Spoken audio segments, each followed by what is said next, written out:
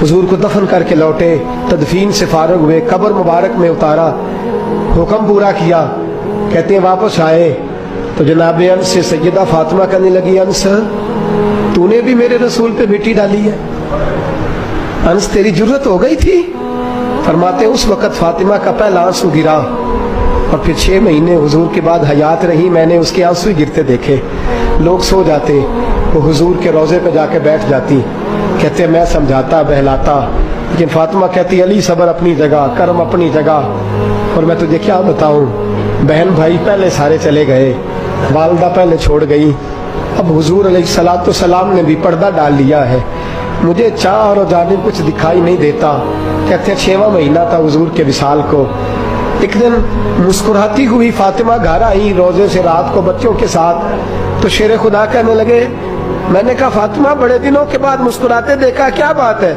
तो कहने लगी अली आज मेरी आंख लग गई थी, मुझे हुजूर ख्वाब में मिले हैं, तो मुझे हुजूर ने कहा तू रोती क्यों है?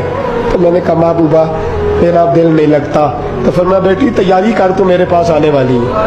हजरत अली फरमाते बस फातिमा बीमार हुई, चंद दिन गुजरे तो मुझे बुलाया, तो कहने लगे अली वक्त जाने का आ गया है, ये अली के घर की है इज्जत अली से सुनते, नबी के घर की है इज्जत नबी से सुनते।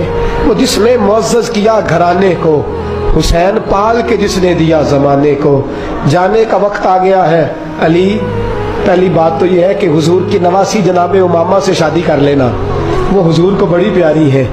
और दूसरी बात यह है कि मेरे हसन हुसैन इनका खास ख्याल रखना।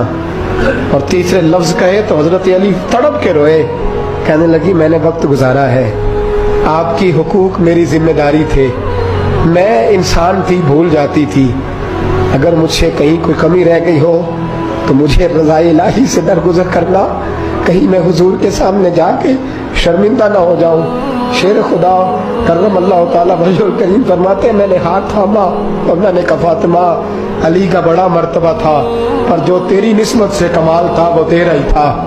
तू कैसी बात करती है, तूने तो हद कर दी, शहजादी होके मेरे घर में खादिमों की तरह रही। हजरत फातिमा रज़ियल्लाहु ताला अन्हा का दूसरा हुक्म ये हुआ कि मुझे रात को दफनाया जाए। और फरमाया मेरे पहले मदीने में ऐसा नहीं होता था, ये हजरत फातिमा ने सबसे पहले कहा। फरमाया मेरी चारपाई के साथ लगा के ना शाखें, चारपाई के साथ तो ऊपर लगा के उन्हें ऊपर से बांध देना, और उन शाखों के ऊपर एक कपड़ा डालना, मेरे कफन पर भी किसी की नजर न पड़ जाए।